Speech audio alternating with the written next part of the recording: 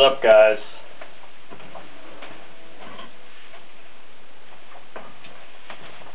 Little nut and fancy and Dr. Phil intro for y'all.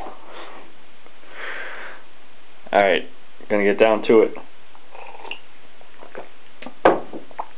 This video is about this hammock, what you're looking at. It goes by a few names. Mine is made by TexSport, T-E-X Sport. And what inspired me to do this video was I've been testing this out, this sleep system, for the past couple nights, and I made some modifications on it, and I just wanted to give a little review on it. It's not the ideal setup, and let me get some light in here. It's not the ideal setup, as you can see right now. I'm testing it out, so it's not really good for demonstration purposes. Basically this top, I guess you call it ridge line or something, I only have one attachment point on my wall. This is in my room.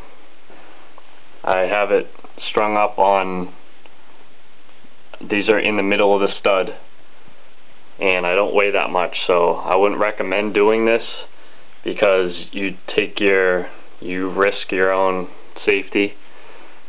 But I don't weigh that much, and I've tested this before, and you know, use at your own risk, basically. So, you know, you've seen these. I got this Jungle Hammock from cheaperthandirt.com, and it's pretty cheap. I just looked at Sportsman's Guide, and they're selling it for $30, and it says Fox Jungle Hammock or something. It's really good. I'm really impressed with this sleep system for a number of reasons, but the main one of the many is, one, it keeps you up off the ground, which is going to keep bugs away. Second of all, it has the mesh no-seam netting all around it, so that keeps. I tested this out up in I have a summer place up in Maine, and I tested it during black fly season. Now, if you guys have ever experienced that, it's pretty ridiculous, obnoxious. The black flies are crazy out there. They swarm all over you. There's no relief. If you go outside, you're getting attacked by black flies. And I was working outside, working up a sweat, and come down and take a rest in this thing. No bugs inside whatsoever.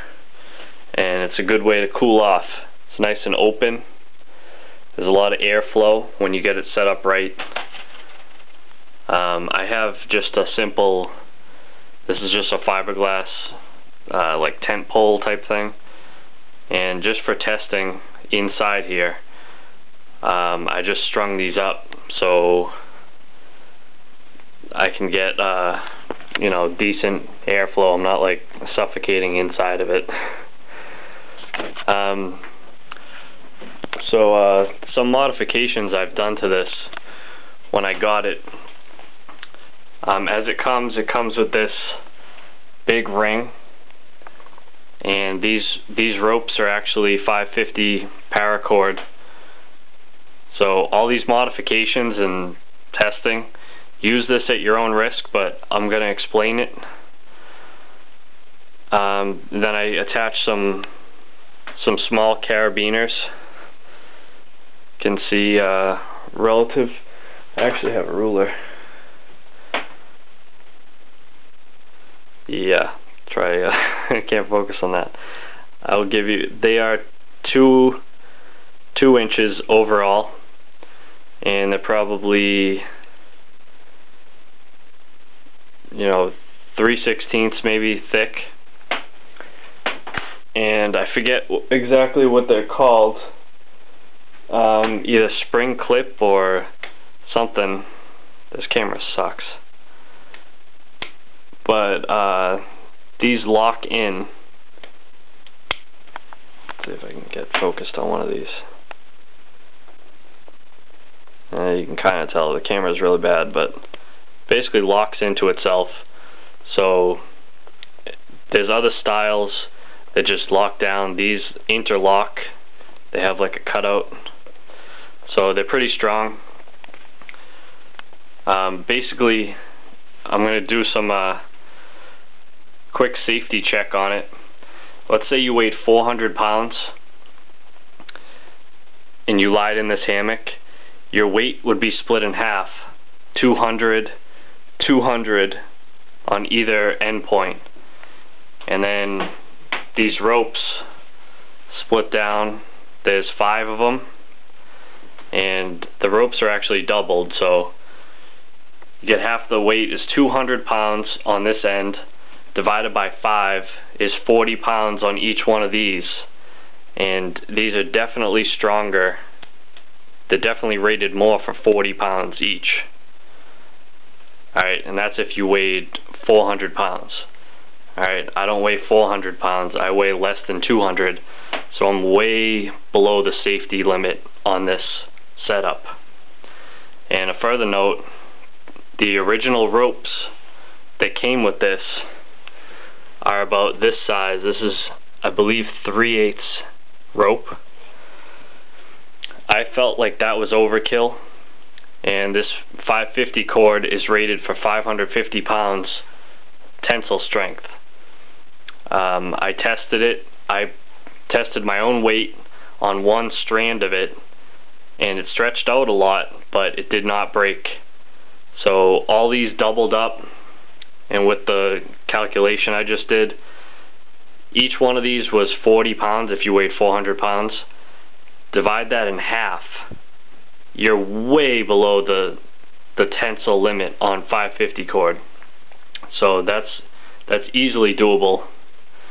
Basically, I just replaced the entire length of the rope, measured it out the exact same length that it came as. For the spanner, spacer bar type things, I threw in 2 U.S. Army tent pegs, and I just did an attachment. The rope through this webbing, I wasn't too comfortable with that because the rope can actually work its way through this webbing like a friction saw, wire saw type thing. So I threw these carabiners on each one of those to give a smooth attachment. And then on the outer 2, it's pulling on the carabiner itself, not on the webbing. So that's a good way to keep this thing tight. If you guys have if you're sensitive when you sleep, if you can't just fall asleep anywhere, I'm that way, and I need a nice, wide, hard surface to sleep on. Semi-hard, I mean this is canvas, but I cannot sleep in a normal hammock. I generally sleep on my side, so this gives me a nice stable and some semi-flexible surface to sleep on. I've slept on my side comfortably in here, which is why I'm testing it inside. I don't want to have to go out into the woods to test my sleep system, because if I go out there and I can't sleep, you know, I don't want to waste my entire night and be uncomfortable as hell trying to sleep in this thing. So you can get these pretty cheap. I got them on eBay for like a bulk of them. I actually got 100. And then you get some tent pegs at a surplus store. Get these spanner bars going. and this thing is real stable. Quick mod, I threw a flashlight, simple LED flashlight, on the zipper here, and I'll give you a quick shot of inside, which you can't even see anything because it's so dark. But anyways, this